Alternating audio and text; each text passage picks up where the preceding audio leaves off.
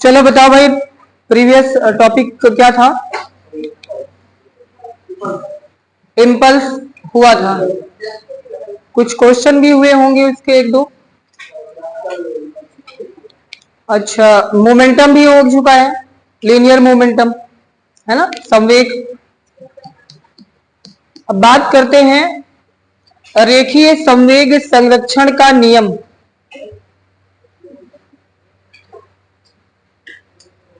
रेखीय संवेग संरक्षण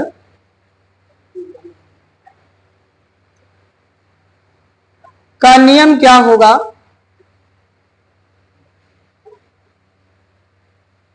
लॉज ऑफ कंजर्वेशन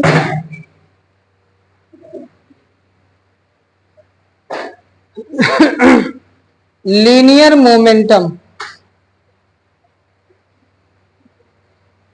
तो लीनियर मोमेंटम का कंजर्वेशन लॉ क्या है, इसकी बात करेंगे। मान लीजिए कि कोई एक सिस्टम है, व्हेन अ सिस्टम, जिसको आप हिंदी में निकाय बोलते हो ना, मेड बाय टू मासेस, दो मासेस m1 और m2 से मिलकर बना है,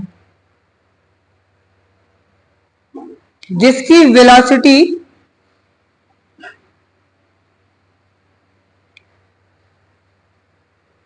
which have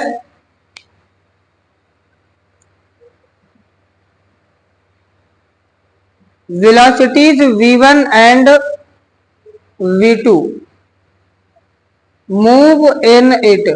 और उस सिस्टम में क्या कर रहा है, वो पार्टिकल दोनों मूव कर रहे हैं v1 और v2 वेलोसिटी से। तो वहां पे उस पार्टिकल का जो मोमेंटम होगा, टोटल मोमेंटम कितना बनेगा?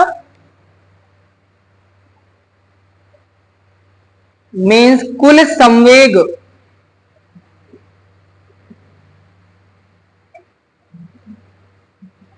कुल संवेग कितना होगा? तो total momentum P is equal to momentum of first particle and momentum of second particle, दोनों का मोमेंटम ऐड कर देंगे, संवेग जोड़ देंगे, तो आपको टोटल उस सिस्टम का मिल जाएगा मोमेंटम। अब यहां पे दो पार्टिकल है, वो दोनों मूव कर रहे हैं, तो चेंज के रिस्पेक्ट में क्या होंगे? तो change in momentum delta P equal to क्या होगा? Delta P1 plus delta P2। अब जिस टाइम के रिस्पेक्ट में ये मूव कर रहे थे, उस टाइम से अगर इसको डिवाइड करते हैं,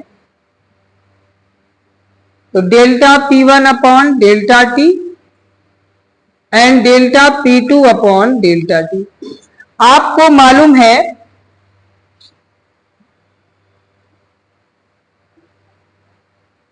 वी नो दैट, आपको मालूम है F इज इक्वल टू, आपने पढ़ा है delta P upon delta T, पढ़ा है।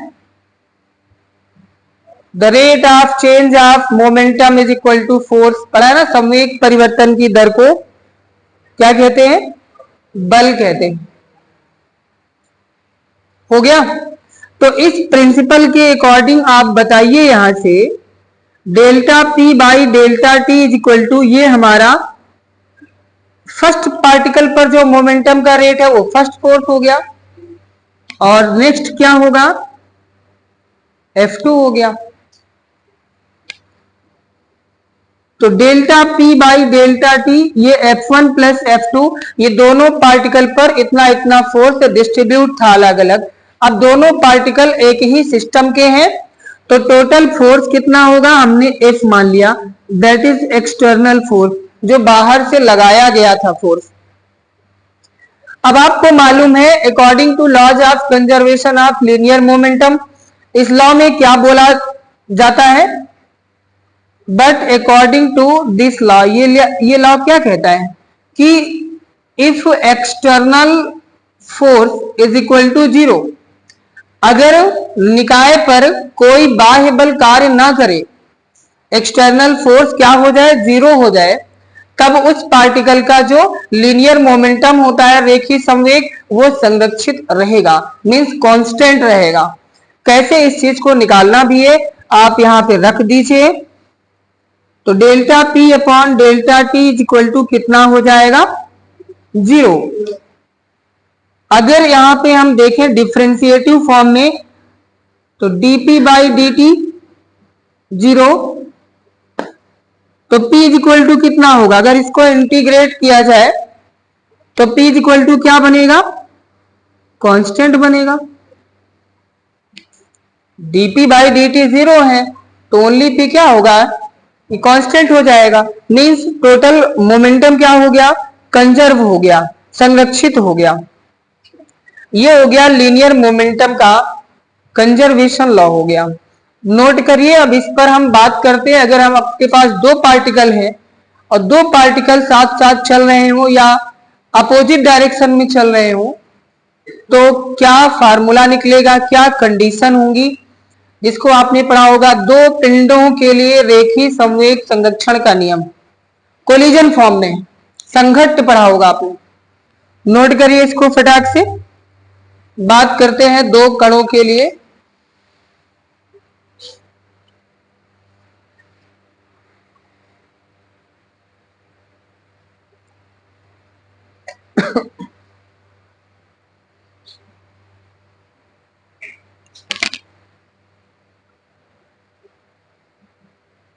लॉज ऑफ कंजर्वेशन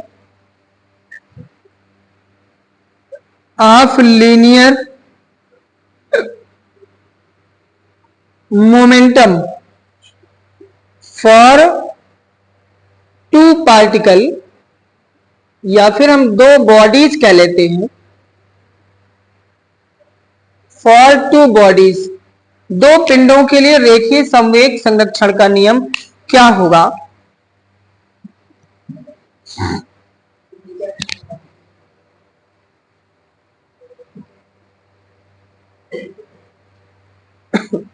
इसमें आप एक ये स्टेप भी याद रखिएगा, ऊपर वाला।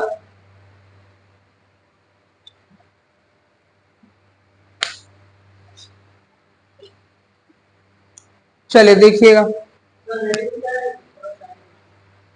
दो पिंडों के लिए रेखीय संवेग संरक्षण का नियम, हाँ, law of conservation of linear momentum for two bodies. मान लीजिए आपके पास दो बॉडी है, mass of first body is m1 and second body का मास हो गया m2। ये first body initial velocity u1 से मूव कर रही है और सेकेंड बॉडी u2 वेलोसिटी से मूव कर रही है। ये दोनों हैं बिफोर कोलिजन,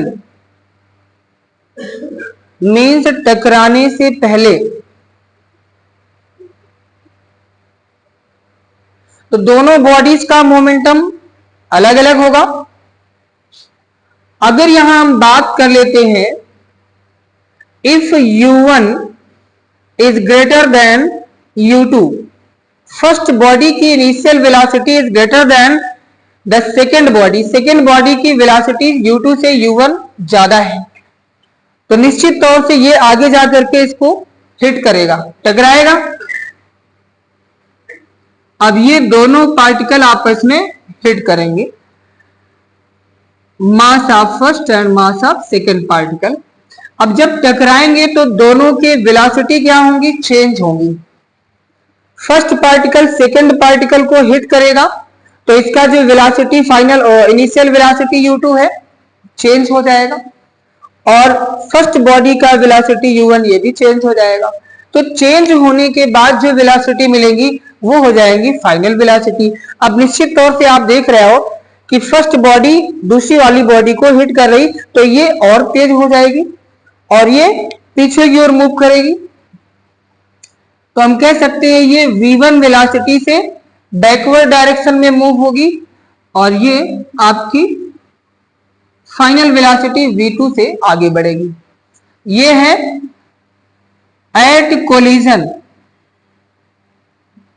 टकराने के समय, और टक्कर के बाद क्या होगा, दोनों अलग अलग वेलोसिटी से मूव करना स्टार्ट कर देंगे, मतलब ये दूर दूर हट जाएंगे।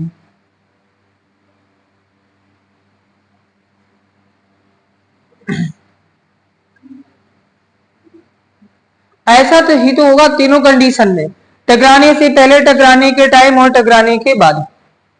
दो पार्टिकल हैं तो ऐसा ही होगा। कोई और कंडीशन हो तो आप बता सकते हैं इसमें। आपने पढ़ा है कि चाहे दो पार्टिकल हो या तीन हो या चाहे जितने पार्टिकल हो, सभी पार्टिकल का जो लीनियर मोमेंटम होगा क्या होगा, कंजर्व होगा, संरक्षित रहेगा। Means P is equal to क्या होगा, कांस्टेंट रहेगा। तो वही लॉ हम यहां पे यूज करेंगे। तो ध्यान देना, अकॉर्डिंग टू लॉ ऑफ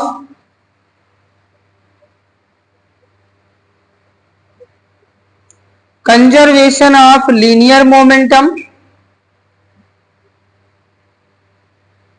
संवेग संरक्षण के नियमानुसार क्या होगा, इसमें दोनों पार्टिकल का जो लीनियर मोमेंटम होगा बिफोर कोलिजन, वो आफ्टर कोलिजन के बाद जो टोटल मोमेंटम होगा इक्वल होना चाहिए। हम यूं कह लें कि यहां पे टोटल मोमेंटम जो होगा फर्स्ट पार्टिकल P1 और सेकेंड पार्टिकल का P2, ये क्या होगा, कांस्टेंट होना चाहिए अकॉर्डिंग टू कंजर्वेशन लॉ से। या फिर ऐसे आप कह लो इसी को, बिफोर कोलिजन P1 बराबर P2 बराबर कांस्टेंट। ये दोनों P1 P2 फर्स्ट बॉडी का ये बिफोर कोलिजन है, कोलिजन के पहले टोटल। बाद में जो होगा वो भी इसी के इक्वल होना चाहिए, बट वहां पे वेलोसिटी चेंज हो जाएंगी। लेकिन हम वेलोसिटी को नहीं लिए तो टोटल यहां पे इक्वल होना चाहिए। अगर टक्कर नहीं होती तो फिर इक्वल दोनों होते।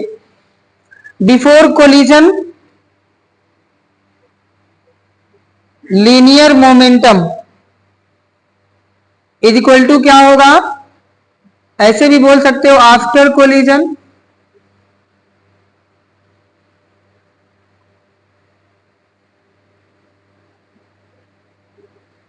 लीनियर मोमेंटम इक्वल होना चाहिए।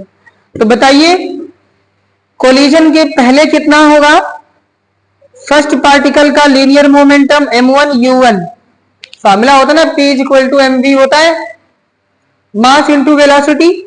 तो फर्स्ट पार्टिकल का और प्लस सेकेंड पार्टिकल का m2 u2 is equal to क्या होगा, after collision m1 v1 plus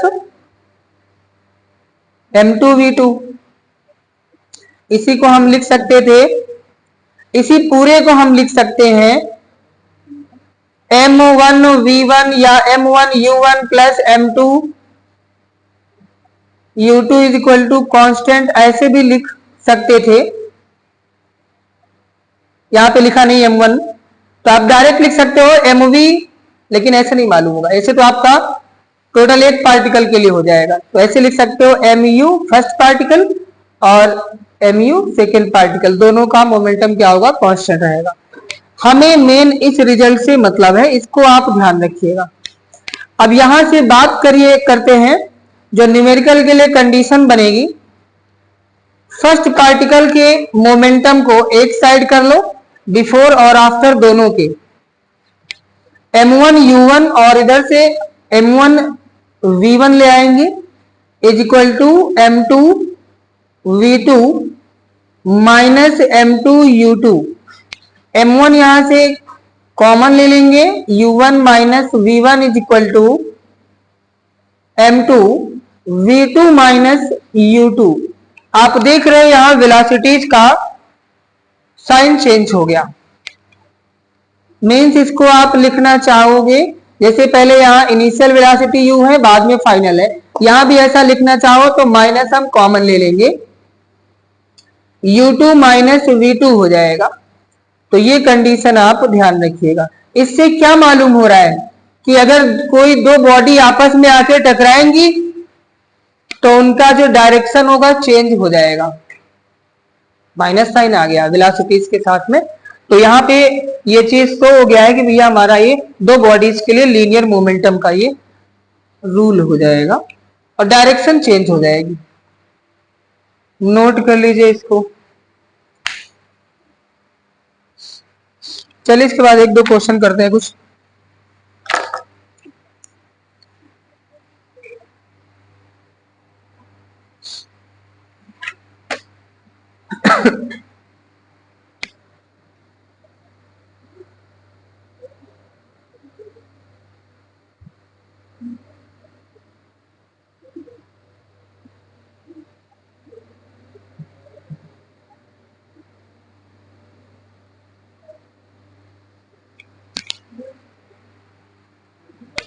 ये लॉ हमेशा याद रखिएगा, लीनियर पाथ पर मूविंग पार्टिकल के लिए हमेशा लागू होगा बस, उसके अलावा किसी पाथ किसी और पाथ पर पार्टिकल होगा तो उसके लिए यूज नहीं होगा। नोट हो जाए तो बता देना, क्वेश्चन है आपके लिए, बोला जाए। देखिए क्वेश्चन बोला गया कि 100 केजी संहत की किसी तोप द्वारा, मतलब एक तोप है और उसका जो मास है वो 100 केजी है, 0.020 केजी का गोला उससे छोड़ा गया है, किसे तोप से। तो यदि गोले की जो नालमुखी चाल है, नालमुखी चाल मतलब जो नाल से जब गोला निकलेगा उसके मुख से, तो उस समय उसकी स्पीड होगी 80 मीटर पर सेकंड की स्पीड से निकलेगा, तो तोप की प्रतिक्षेप चाल यानी बैकवर्ड डायरेक्शन में तोप पीछे हटेगी according to third law of Newton, पता है ना।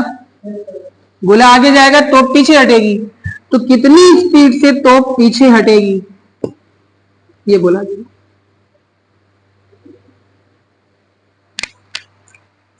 100 0.02 केजी और ठीक है।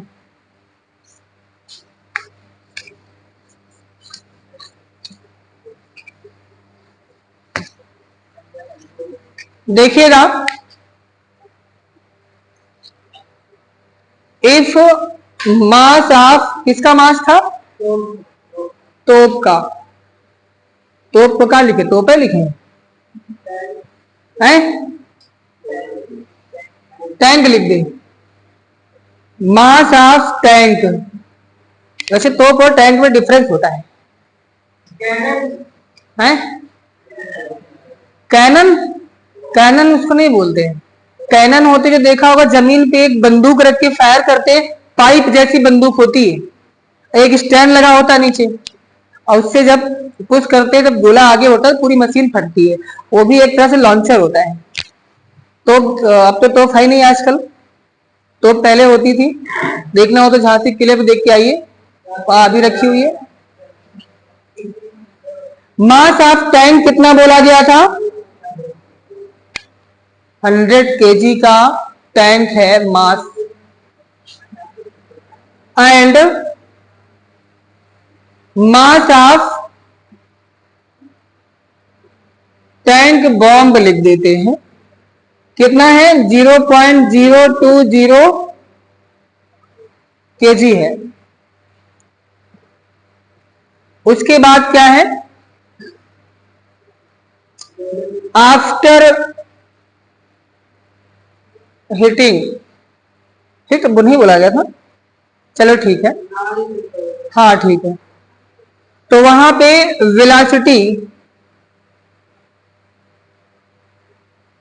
Velocity of bomb at firing, firing के टाइम पे बॉम्ब की वेलोसिटी कितनी थी? 80 मीटर पर सेकेंड है। तो आपसे बोला गया है वेलोसिटी ऑफ टैंक कब? इन बैकवर्ड डायरेक्शन, ये आपको बताना है। उम्मीद करते हैं कि आप इसको सॉल्व कर डालेंगे according to linear momentum, laws of linear momentum से कर डालोगे। फार्मूला वही जो आपने पढ़ा हुआ है।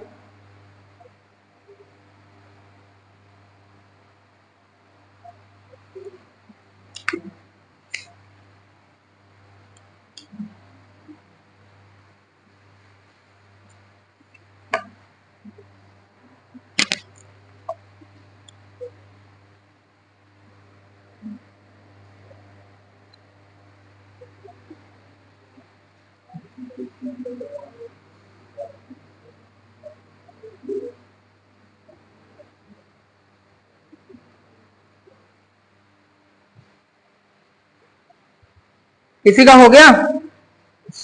अब तक आंसर आ जाना चाहिए था। सामने फार्मूले लिखे हैं, यहां भैया M1 था, M1 नहीं लिखा है।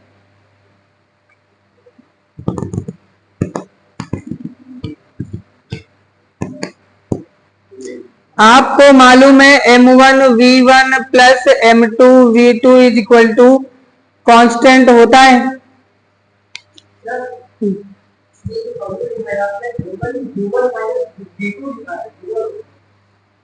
अच्छा, वो लिख गया, यहाँ V1 था, V1 ही है, जो भी आएगा देखते अभी। तो यहां से बताइएगा M1 V1 is equal to क्या होगा? Minus M2 V2। बताइए इसमें हमें क्या फाइंड करना है। अच्छा, आप कुछ लोग सोच रहे होंगे वो वाला फार्मूला सर ने नहीं यूज किया है, वो दो पार्टिकल के लिए है। यहाँ तो एक ही पार्टिकल निकला ना, एक ही गोला जाके निकला। तो यहाँ पे बताइए हमें क्या निकालना है? V2। जब फायरिंग हुई इसके बाद तो किस स्पीड से निकली उसकी बतानी है वेलोसिटी। क्या हो जाएगा? माइनस M1 V1 अपॉन में, बताइए माइनस M1 कितना है? 100 V1,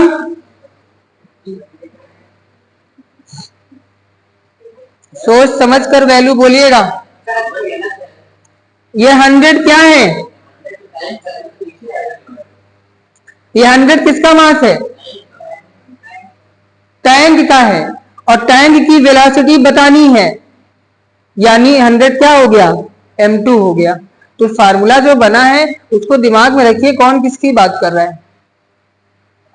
टैंक की वेलोसिटी बतानी है तो नीचे इसका मास टैंक का होगा। M1 किसका मास होगा? जो गोला निकल रहा है, गोले का मास कितना है?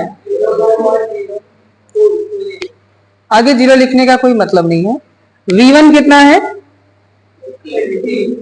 अब ये टॉप लिखा है ना, सॉरी, गोले का मास है, तो गोले की ही वेलोसिटी होनी चाहिए साथ में इसके, नहीं गलत हो जाएगा। 80 मीटर पर सेकेंड। M2 कितना है? इसको सॉल्व करके बताइए आंसर क्या आएगा। 0 से 0 कैंसिल हो गया, यहाँ पे 8 2 जा 16 हो जाएगा 0.16, और नीचे एक 0 और कैंसिल करेंगे 0.016 हो जाएगा। ठीक, कितने मीटर पर सेकेंड की स्पीड से पीछे हट जाएगा।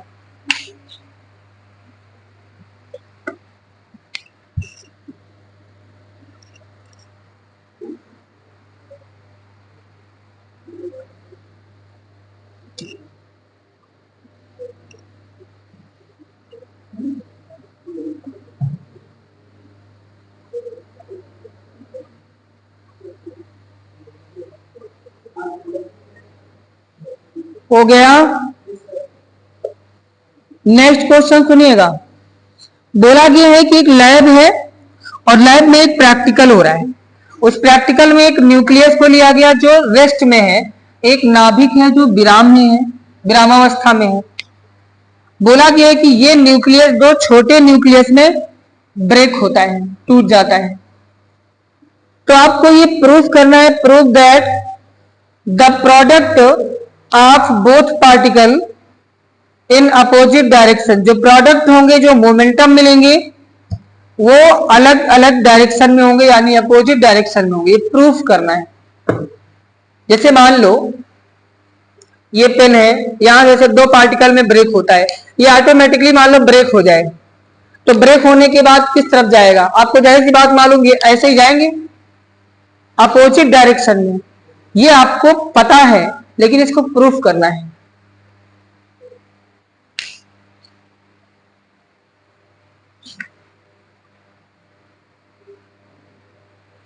लिख लीजिए, क्वेश्चन लिखो।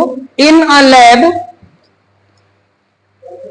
In a lab a nucleus is in rest in position,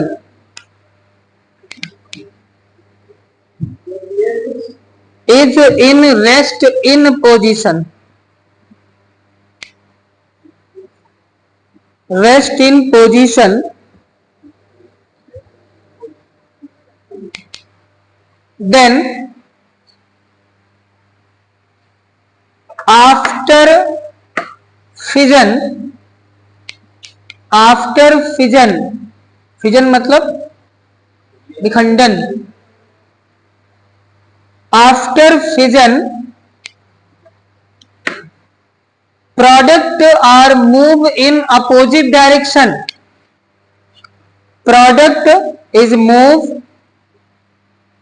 in opposite direction, तो प्रोडक्ट जो निकलेंगे वो अपोजिट डायरेक्शन में मूव होंगे। तो मान लीजिए if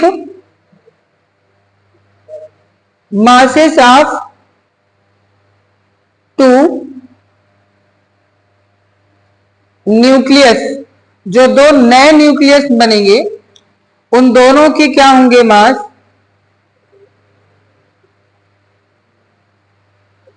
is m1 and m2 and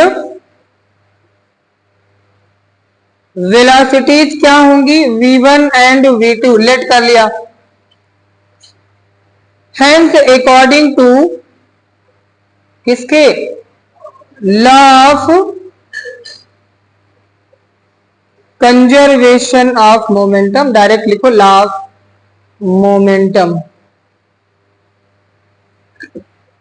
m1 v1 plus m2 v2 is equal to 0। तो यहां से बताइए m1 v1 is equal to minus m2 v2, तो v2 इज इक्वल टू क्या हो गया? Minus m1 v1 upon m2। यहां से बताइएगा m2 कैसा है? निगेटिव है ना, v2 निगेटिव है, और v1 हमने जो लिया था पॉजिटिव था। तो यहां लिखोगे whence v1 and v2 are in opposite in nature. ये क्या है? टूटने के बाद ये अपोजिट डायरेक्शन में मूव होंगे। तो यही आपको दिखाना था, शो करना था कि ये दोनों अपोजिट डायरेक्शन में मूव होंगे।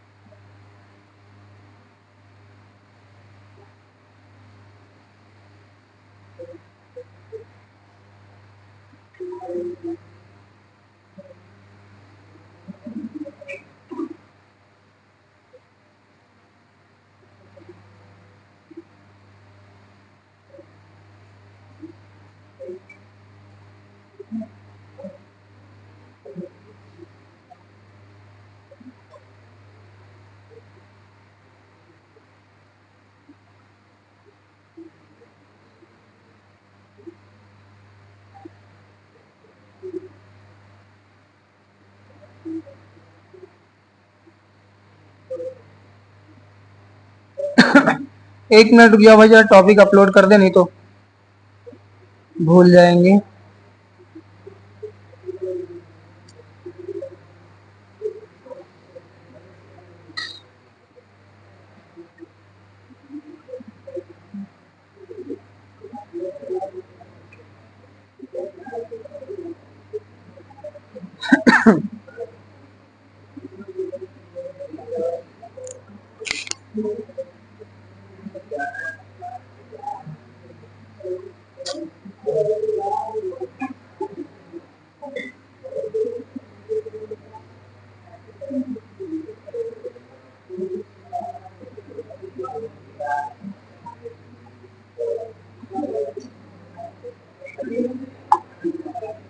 हाँ देखिएगा आगे,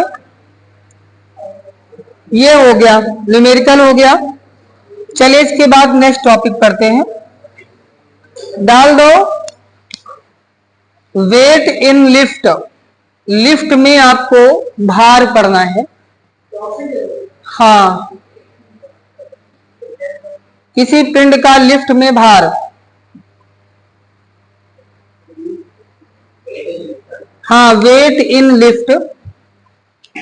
अब वो कंडीशन होंगी कि मूविंग लिफ्ट है या रेस्ट में है लिफ्ट। तो यहां पे आपके पास 2-3 केस होंगे।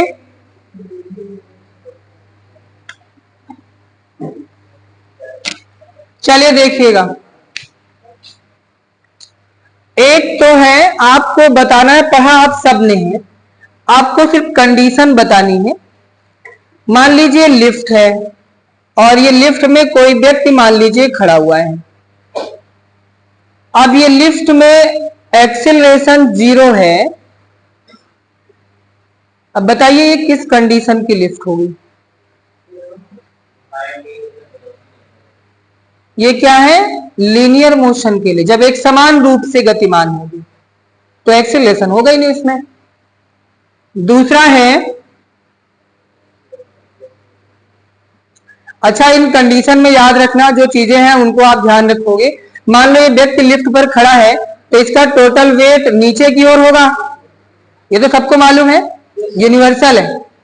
वेट हमेशा डाउनवर्ड नीचे की तरफ होगा और जितना फोर्स नीचे लगाएगा इसका जो रिएक्शनल फोर्स होगा वो ऊपर लगेगा आर। अगर ये लिफ्ट यूनिफॉर्म मोशन में है, एक समान चाल से गतिमान है, तो उस कंडीशन में या कह सकते हैं कि विरामावस्था में रुकी हुई है, तो आपको जो फील होगा अपना वेट वो कैसा फील होगा? जितना ओरिजिनल है, यानी R = mg। जितना आपका वेट है उतना ही आपको ये रिएक्शनल फोर्स फील होगा, महसूस होगा। लेकिन अगर मान लीजिए लिफ्ट एक समान त्वरण से यूनिफॉर्म एक्सेलरेशन से ऊपर जा रही है, अब बताइए ऊपर जा रही है तो क्या क्या कंडीशन होंगी? फोर्स भाई नीचे ही होगा और रिएक्शनल फोर्स तो हमेशा ऊपर लगेगा। लिफ्ट कहां जा रही है? ऊपर जा रही है, तो यहां तो भैया एक समान वाले में R = बताया था mg होगा। जितना वेट रहेगा उतना रिएक्शनल फोर्स आप पर काम करेगा। सेकंड में बताइएगा कौन ज्यादा है, R ज्यादा है या mg ज्यादा है? तभी तो आप ऊपर की ओर लेके जा रही है। तो अपोजिट डायरेक्शन में दोनों होते हैं। R माइनस इतना टोटल फोर्स काम करेगा।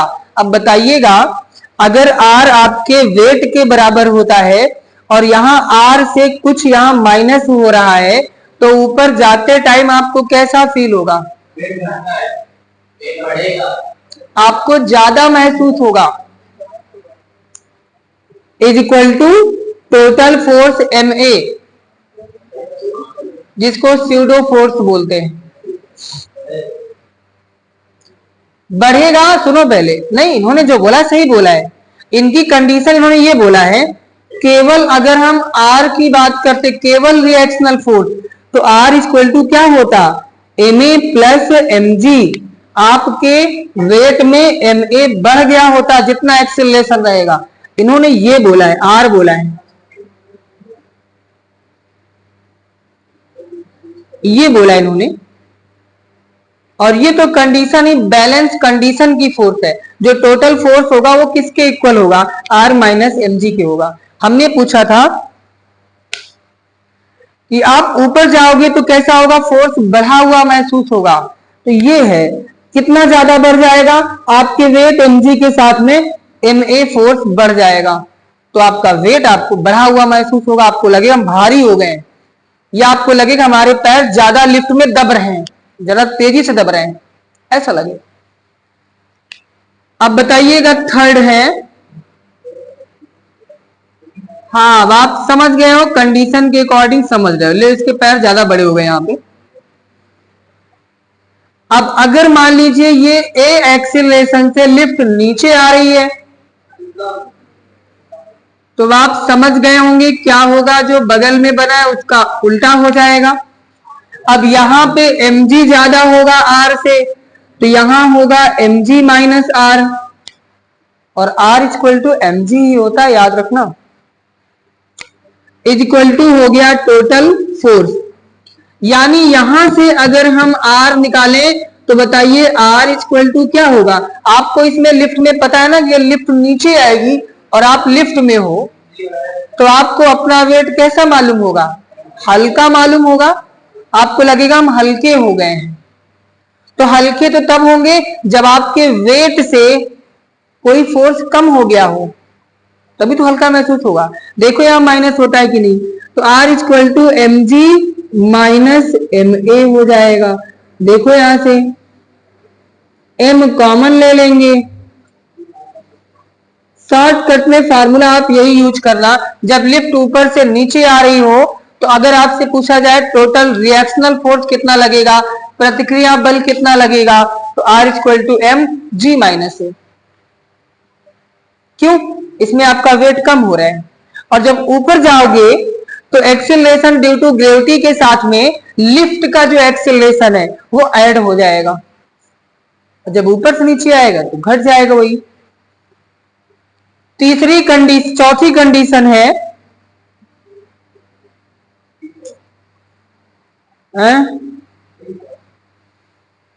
Deforming free fall. जब ये फ्री मोशन में नीचे गिरेगा या फिर लिफ्ट की रस्सी काट दी जाए तो कैसा गिरेगा? कैसे गिरोगे? जैसे आसमान से गिरते हो। नहीं, ऐसा नहीं है। इन्होंने कहा, इन्होंने एक चीज बोला कि जब लिफ्ट की रस्सी काट दी जाएगी तो छत आगे तुम्हें खोपड़ी में टकरा जाएगी। ऐसा नहीं होगा। आप लिफ्ट के साथ खड़े हो उसी पे। भाई मुझे अच्छा ये बताइए, आपका टोटल वेट कहाँ है? लिफ्ट पे है। लिफ्ट आपको रोके हुए, लिफ्ट जैसे नीचे जाएगी वैसे आप भी जाओगे। हाँ, ऐसा हो जाए कि अचानक रस्सी टूट जाए और इतना तेजी से टूटे कि लिफ्ट तो जाए लेकिन आप विद इन सेकेंड के लिए रुक जाओ, तो छत आगे टकरा जाएगी ऊपर। लेकिन आप रुकोगे कहां? आप उसके साथ जाओगे और इतना तेज जाओगे कि आपका जो वेट है वो जीरो हो जाएगा, क्योंकि जी जीरो हो जाएगा, acceleration due to gravity zero हो जाएगी है? हाँ, अगर लिफ्ट को ऊपर, जैसे ऊपर जा रही हो, आप कंटिन्यू ऊपर जा रहे हो, एक्सीलरेटेड बॉडी है, और जाते समय अचानक रस्सी कट जाए तो आपका जो मोशन बॉडी के ऊपर की तरफ है। लेकिन ये भी कंडीशन डिपेंड करता है कि हाइट कितनी है उसकी। हाइट कम है तब टकराओगे, नहीं तो थोड़ी देर में आप नीचे आओगे। लेकिन जब आप आओगे ना तो लिफ्ट में हवा में रहोगे, आप उसके फर्श पर नहीं खड़े रहोगे। जितना ऊपर उठ चुके होगे उतना ऊपर ही आप रहोगे। कब नीचे आके टकराओगे? जब लिफ्ट नीचे टक्कर मारे, तभी आप भी टकराओगे। अच्छा, जैसे आप बताइए, हमारी अर्थ इतना तेज रोटेट कर रही है, हमको झटके क्यों नहीं महसूस होते?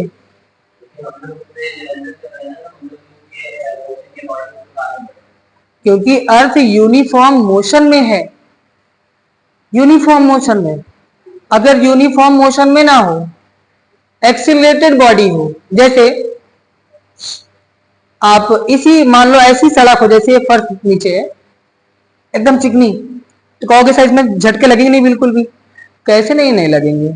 आप मान लो गाड़ी में बैठे हो और धीमा करे फिर तेज करे फिर धीमा करे फिर तेज करे, झटके नहीं लगेंगे आप, क्योंकि वहां पे क्या है, आपका मोशन यूनिफॉर्म नहीं है। और अगर यूनिफॉर्म मोशन है तो आपको झटके नहीं महसूस होंगे। यही अर्थ घूम रही ऐसे घूमे फिर रुक जाए फिर घूमे फिर घूम जाए, ऐसे घूमेगी ना ऐसे तो कुछ लोग तो पर्दे के बाहर चले जाएंगे झटके से ही। जब सोचिए कि दो टेक्टोनिक प्लेटों के हल्का सा टच करने पर भूकंप आ जाते हैं, तो अगर अर्थ का रोटेशन ही हल्का सा अगर वेलोसिटी चेंज हो गई, 1 मीटर पर सेकंड का चेंज हो जाए, इसकी एक्सेलरेशन में चेंजिंग आ जाए, तो लोग उछल उछल जाएंगे अपनी जगह से। और कितना ऊंचाई तक जाएंगे पता नहीं आपको, क्योंकि अर्थ का इतनी बड़ी बॉडी का 1 मीटर पर सेकंड स्क्वायर का एक्सेलरेशन कम होने का मतलब है कि आप कल्पना नहीं कर सकते। स्मॉल जी की वैल्यू जो 9.8 है वो कम हो जाएगी। कितना कम होगी, अब आप इस चीज से अनुमान कर सकते हो कि स्मॉल जी की वैल्यू मून पे लगभग 1.8 समथिंग है, इसका 6 टाइम है, 6 पार्ट। तो वहां पे आपका वेट लगभग अगर 36 किलो हो, 6 किलो वहां हो जाओगे। और यहाँ 1 मीटर पर सेकंड स्क्वायर का अगर कम हुआ तो आप लगभग आपका वेट बचेगा 20-22 किलो बचेगा। अब सोचिए यहाँ पे अगर 50 किलो हो और अचानक से आपका वेट 20-22 किलो हो जाए तो उछल नहीं जाओगे। और वो भी क्यों, अर्थ के एक्सेलरेशन से। और वो भी जितना आप ऊंचाई पर अभी उछलते हो, मान लो आप नॉर्मली यहां उछलते हो तो 1-2 फीट उछलते हो, इतना उछल जाओगे। और अगर आपका वेट सीधा 1/3 हो गया तो आप कम से कम 27 गुना उछलोगे। पढ़ा होगा के प्लस का थर्ड लॉ, उसमें टी स्क्वायर इक्वल टू के आर क्यूब होता है। तो डिस्टेंस जितना उछलते हो रियल में ना, उसका 3 क्यूब रूट में, क्यूब में उछल जाओगे। अगर 2 है, 2 का पावर 3, 8 मीटर। और अगर 3 मीटर से उछल पाते हो तो 27 मीटर उछल जाओगे आप, बहुत ऊंचाई पर है। वो कहता है ये यहाँ पे है, काम करता है अकॉर्डिंग टू ग्रेविटी के। और वो जो काम करता है वो आप टाइम पीरियड के केस में देखते हो, रिवॉल्यूशन के केस में। हम यहाँ बता रहे हैं टाइम का, उसी टाइम में आप उतना ऊपर उछल जाओगी। कितना, क्या 9 फीट है, किसकी हाइट है? नहीं भैया, वो डिपेंड करता है उछलने वाले के ऊपर, उसके मास पर डिपेंड करेगा। अच्छा दूसरी चीज है, वहां पे आदमी बचा बचा के चलते हैं। अगर कोई दौड़ेगा तो दौड़ने पे काफी ज्यादा उसकी हाइट हो जाएगी। और दूसरी चीज है कि वो वहां पे गिरने से बचना चाहता है। यहां जैसे आप उछलते हो, हल्का सा भी हाइट हो गई तो आपको लगता है हम गिर जाएंगे, वहां पे उससे बचना भी चाहता है वो, बाकी हाइट तो बहुत उछल जाएगी। डिपेंड भी करता है उसके वेट पर, मास पर और जंपिंग पर, कितना उसने रिएक्शनल फोर्स लगाया अर्थ पे, इस पर भी डिपेंड करेगा।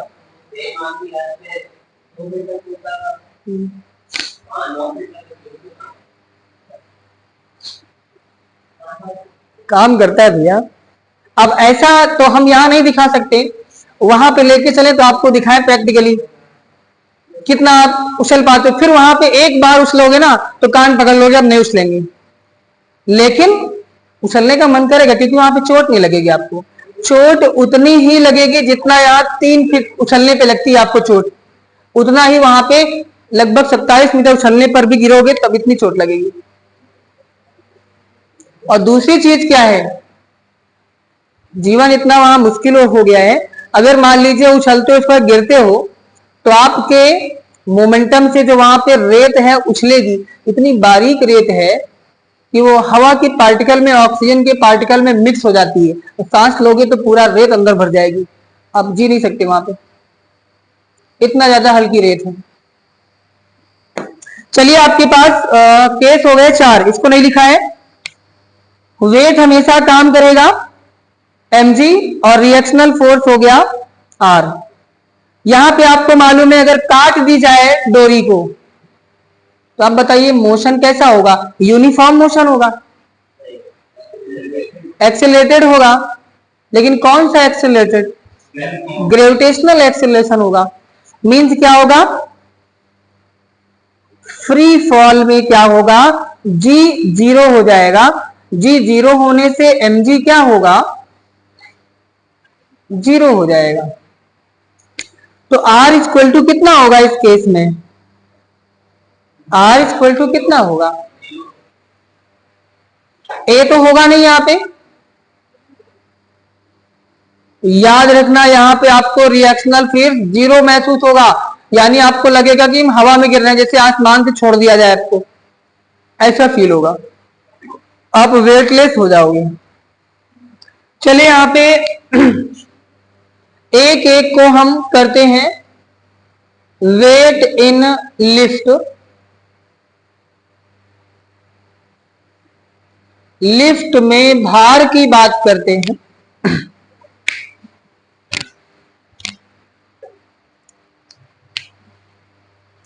पहला बताइए कौन सा है, एक समान वेग से गतिमान हो, कौन, लिफ्ट। तो नंबर एक लिखिएगा, नंबर एक लिखिए, जब लिफ्ट एक समान वेग से गतिमान हो, यानी ये वाला, when lift is moving in a uniform motion, when lift is moving in uniform motion,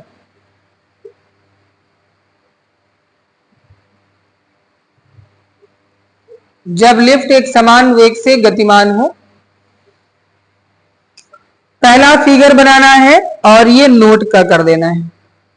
इस अवस्था में क्या होगा बताइए, रिएक्शनल फोर्स कितना होगा, mg। इसको लैंग्वेज में तो लिखने की जरूरत है नहीं, आपको पता है जितना वेट होगा उतना ही आपको महसूस होगा।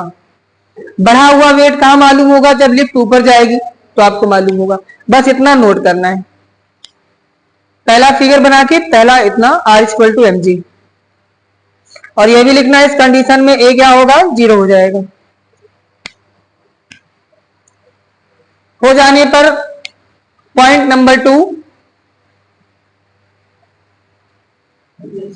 जब लिफ्ट a त्वरण से ऊपर जा रही हो, जब लिफ्ट a त्वरण से ऊपर जा रही हो, when lift is moving in acceleration a in upward direction,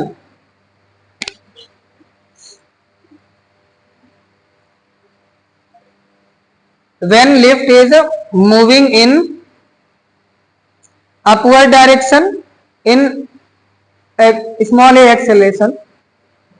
हो गया। सेकेंड फिगर बना करके ए अपवर्ड डायरेक्शन में है, अगेंस्ट टू ग्रेविटेशनल, तो माइनस में रहेगा। फिगर बना करके R minus M G equal to M A, ये रिजल्टेंट हो गया इन, अगर बैलेंसिंग कंडीशन पूछे, संतुलन की अवस्था, तो भैया ये होगा R minus M G equal to M A. और ये टोटल हो गया रिएक्शनल फोर्स। जब ऊपर जाएगी लिफ्ट तो आपको क्या करना है, जी में ए एक्सेलरेशन जोड़ देना है और मास से कर देना है इनटू। अच्छा यूनिट क्या होगी इन सबकी, जो रिएक्शनल फोर्स निकल रहा है, न्यूटन। नहीं न्यूमेरिकल आएगा, आप करोगे तो सोचोगे अब यहाँ पे यूनिट क्या लिखा जाए।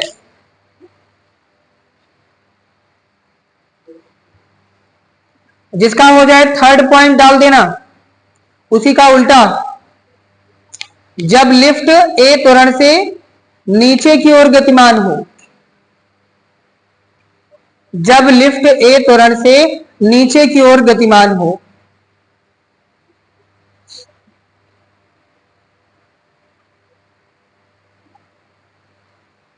जब नीचे की ओर गतिमान होगी तो क्या होगा नीचे की ओर जब मूविंग होगी तो आपको मालूम है जी की डायरेक्शन में होगी, तो यहां पर आपका रिएक्शनल फोर्स क्या होगा, डाउन हो जाएगा, कम हो जाएगा। तो ये फिगर बना करके M G minus R equal to M A, reactional force R equal to M G minus A.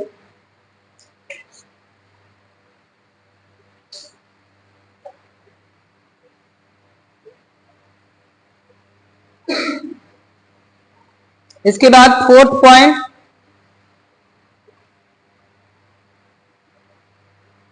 When lift is in free fall, जब लिफ्ट स्वतंत्र रूप से गिर रही हो,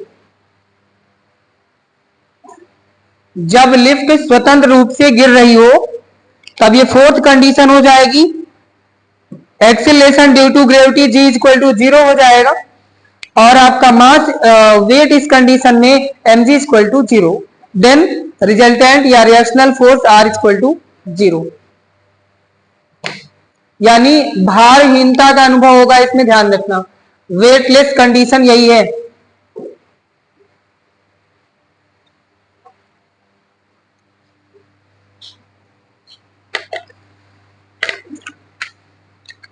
चलिए क्वेश्चन है इसके बाद आपके लिए, बताइएगा।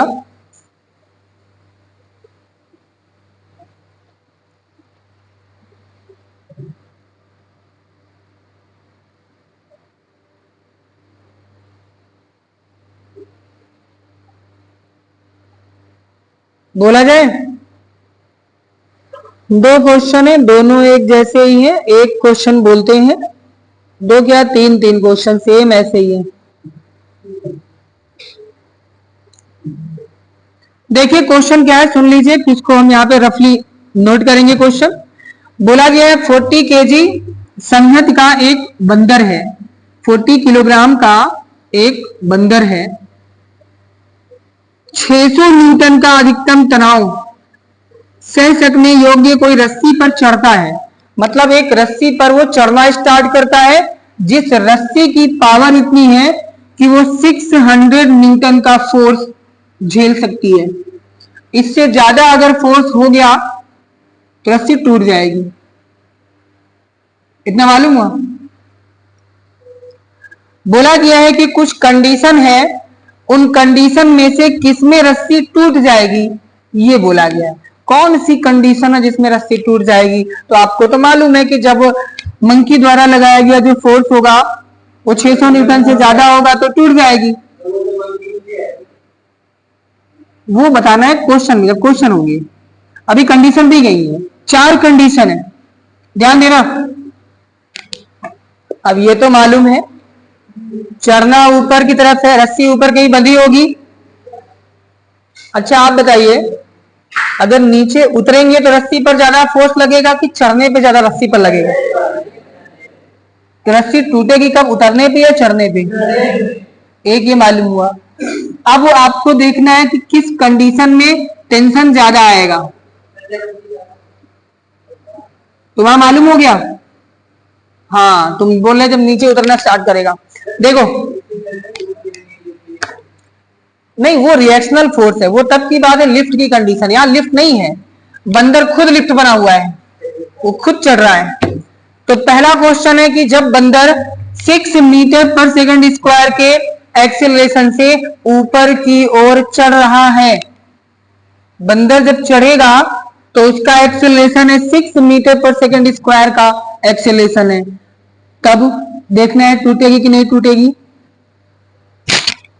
अगला, बंदर 4 मीटर पर सेकंड स्क्वायर से नीचे उतरता है, एक ये कंडीशन हो गई। देखो सब में एक्सेलरेशन ही दिया गया।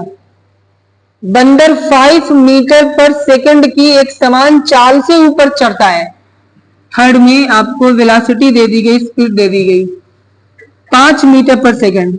और डी ऑप्शन है, बंदर लगभग मुक्त रूप से गुरुत्व बल के प्रभाव में रस्सी से गिरता है। यानी इतना तेज रस्सी से गिरे कि जैसे वो हवा में गिर रहा हो, इतना तेज वो उतरना स्टार्ट कर दे रस्सी से। इन चारों कंडीशन में कब रस्सी टूट जाएगी, ऐसा बोला है। जी की वैल्यू आप 10 रखिएगा इसमें। अच्छा एक कंडीशन हम आपको बता रहे हैं, बाकी 3 में दिमाग लगा दोगे ना, फिर मालूम भी हो जाएगा कि कब टूटेगी। चलिए हम लिख रहे हैं, रफली आप क्वेश्चन नोट कर रहे हैं और पहला हम करके दिखा देंगे। बंदर का जो वेट है वो 40 किलोग्राम है और 600 न्यूटन रस्सी जो है उतना फोर्स को सहन कर सकती है। पहला बोला गया है किन कंडीशन में रस्सी टूटेगी। तो पहला क्वेश्चन है, जब बंदर 6 मीटर पर सेकंड स्क्वायर से ऊपर की ओर चढ़ेगा। सेकंड है 4 मीटर पर सेकंड स्क्वायर की एक्सीलरेशन से नीचे उतरेगा। थर्ड है 5 मीटर पर सेकंड की वेलोसिटी से, एक समान वेलोसिटी से नीचे की ओर ऊपर चढ़ेगा। और डी में है गुरुत्व बल के प्रभाव से रस्सी से उतरेगा मुक्त रूप से। निकाल लिया क्या? मालूम कर लिए होंगे कि जिसमें ज्यादा एक्सीलरेशन से चढ़ेगा, भाई पहले ही आधा क्वेश्चन तो पहले ही क्लियर हो गया था कि जब ऊपर की ओर चढ़ेगा तब रस्सी पे फोर्स ज्यादा लगेगा। और ज्यादा कब होगा? जितना तेज चढ़ेगा, यानी एक्सीलरेशन जितना ज्यादा ऊपर की तरफ होगा। तो सबसे ज्यादा ऊपर की तरफ एक्सीलरेशन पहले में ही है, तो आपने कहा इसमें टूट जाएगी। लेकिन निकालना है इसको। ऐसे तो आपने गेस करके आंसर पकड़ लिया।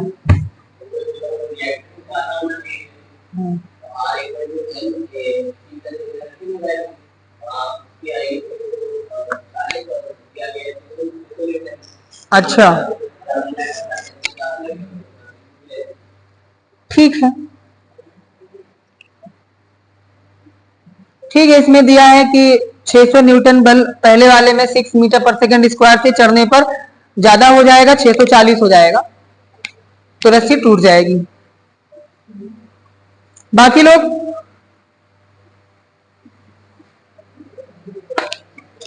कह दो भैया हम तो नहीं बताएंगे।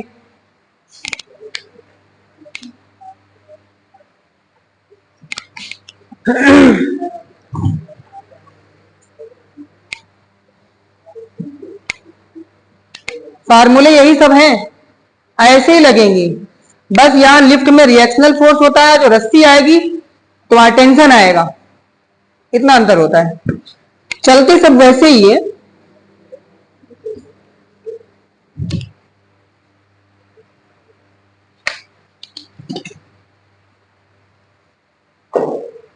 देखिएगा, एक रस्सी है, ठीक, इसमें एक बंदर चढ़ रहा है।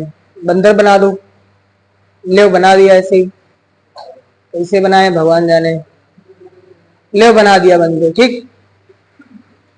और इसका जो वेट है कितना था? 40 केजी इसका वेट था। ये जो रस्सी है इस पर जो वेट ये सहन कर सकती है, ये क्या हो गई भैया? सहनशीलता हो गई रस्सी की। पहला क्वेश्चन, रस्सी यहां से बंधी हुई है। पहला क्वेश्चन है if A is equal to 6 metre पर सेकेंड स्क्वायर अपवर्ड डायरेक्शन, ठीक है, ऐसे समझ जाओगे। दूसरे में क्या बोला है? 4 मीटर पर सेकेंड स्क्वायर, इसमें क्या है? ऊपर नीचे है।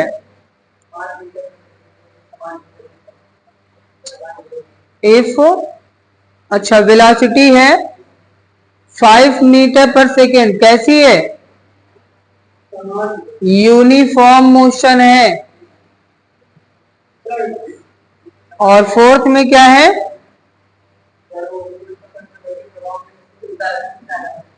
उतर रहा है, वेलोसिटी नीचे की तरफ हो, है ना?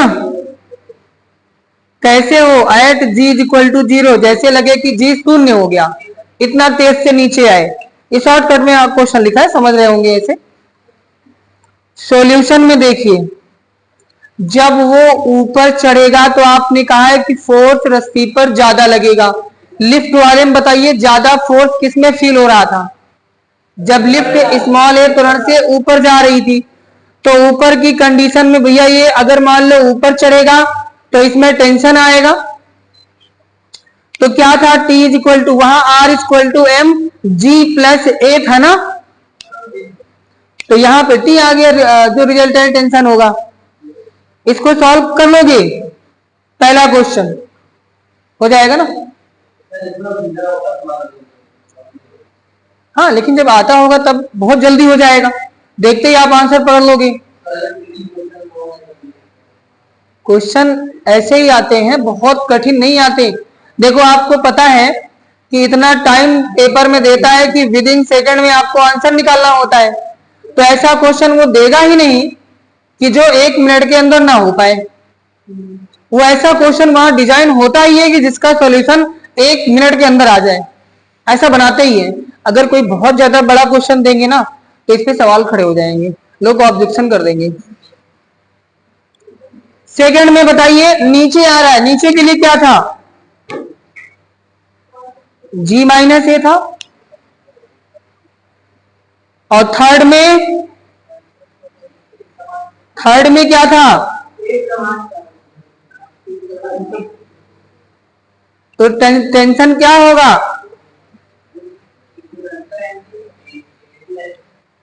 जी तो 0 हो जाएगा इस कंडीशन में है। अच्छा एक चीज ध्यान देना,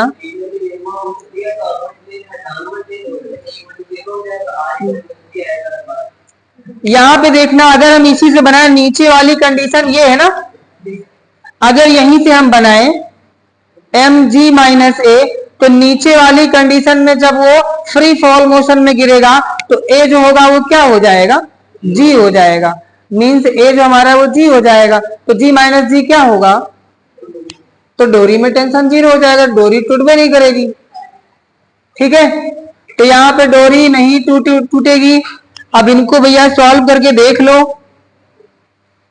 चौथा क्या था है? तीसरे वाले में यूनिफॉर्म था भाई, तो T इज इक्वल टू क्या था, mg था ना, R is equal to mg। जब एक समान वेग से चलेगी, यहां भी एक समान चाल से बोला था ना तीसरे में, तो रिएक्शनल फोर्स कितना था, mg के इक्वल था, तो T is equal to mg। और फोर्थ में क्या होगा, क्योंकि यहां A इज इक्वल टू हो जाएगा g। ठीक है, अब इनमें देख लो T, जिसमें 600 से ज्यादा आ जाएगी, इसको सॉल्व करते हैं।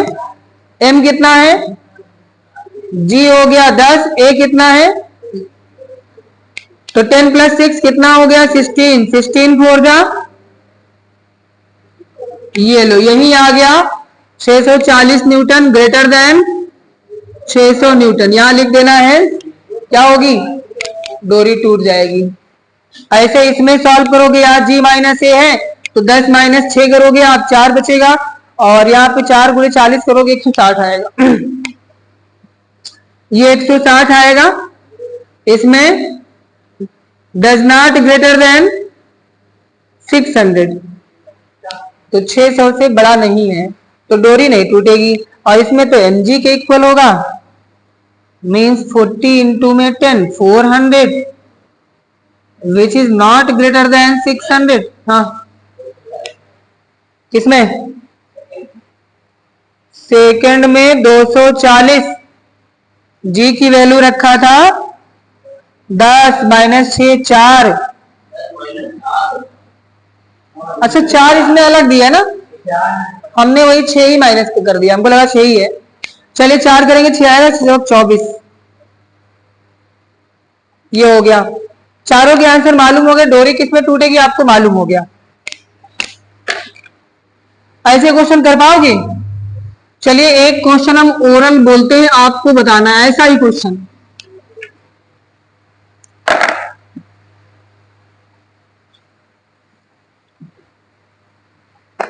है तो कई सारे क्वेश्चन, लेकिन आपको बताना है। बोला गया है किसी व्यक्ति की संगत 70 किलोग्राम है। संगति मतलब मास, वेट नहीं, द्रव्यमान। तो कोई व्यक्ति जो है वो 70 किलोग्राम का है। एक गतिमान लिफ्ट में तुला पर खड़ा है, एक कंडीशन डाल दिया, एक लिफ्ट है और उसमें तराजू बंधा हुआ है, तुला मतलब तराजू बंधा हुआ है, उस पर खड़ा है वो। पहला क्वेश्चन, 10 मीटर पर सेकंड की एक समान चाल से लिफ्ट ऊपर जा रही है, ठीक है। दूसरा है कि 5 मीटर पर सेकंड स्क्वायर के यूनिफॉर्म एक्सीलरेशन से नीचे जा रही है। तीसरा है 5 मीटर पर सेकंड स्क्वायर के त्वरण से ऊपर जा रही है। तो प्रत्येक कंडीशन में बोला है कि पैमाने पर जो तुला होगा तराजू, उस पर कितना पाठ्यांक आएगा, कितना मेजरमेंट आएगा कि आप कितना आपका वेट दिखा रहा है। मीन्स क्या पूछा है, रिएक्शनल फोर्स ही तो पूछा आपसे, मालूम है, रिएक्शनल फोर्स ही तो पूछा आपसे। इसने पूछा है कि हर कंडीशन में कितना आएगा, तो इसमें ये तो नहीं पूछा किसमें ज्यादा आएगा किसमें कम आएगा, सब में अलग अलग बताना है। डी क्वेश्चन है, यदि लिफ्ट की मशीन में खराबी आ जाए, लिफ्ट की मशीन खराब हो जाए और वह गुरुत्वीय प्रभाव में मुक्त रूप से नीचे गिरना स्टार्ट हो जाए, फ्री फॉल, तो क्या होगा, तराजू का जो पाठ्यांक होगा वो 0 आएगा, दिखाएगा कि आप 0 किलोग्राम के हो जाएगा क्वेश्चन। वैसा ही था, कंडीशन सब यही लगेंगी, जब ऊपर जा रहा होगा तो T equal to M G plus A, और जिसमें एक समान वेग था T equal to M G, ये सब तो लगेगी, ये कभी नहीं बदलने वाले हैं। बस आपको दिशाओं का ध्यान रखना है, ऊपर जा रही लिफ्ट की नीचे जा रही है, इसको ध्यान रखना है, और रिएक्शनल फोर्स यही होगा, हमेशा कभी नहीं बदलेगा, चाहे वो रस्सी हो, चाहे वो लिफ्ट हो, और चाहे और कुछ हो। समझ गए इस चीज को, तो ध्यान रखना, ऐसे 2-4 क्वेश्चन घर में करके प्रैक्टिस कर डालिएगा। ये यहां से हो गया, कल एक बता करके इसको खत्म कर देंगे, जिसको आपने पढ़ा होगा इक्विलिब्रियम ऑफ कॉन्करेंट फोर्सेस, कई सारे बलों का संगामी प्रमेय पढ़ा है, नहीं पढ़ा। लामीज थ्योरम पढ़ी है, नहीं पढ़ी, क्योंकि आपके सिलेबस में नहीं था, लेकिन बुक में, कुछ बुक में दिया था। हाँ, तो इसको पढ़ेंगे।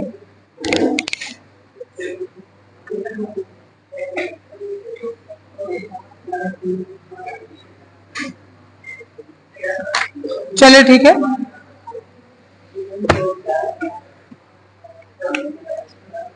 ऑफ कर दो।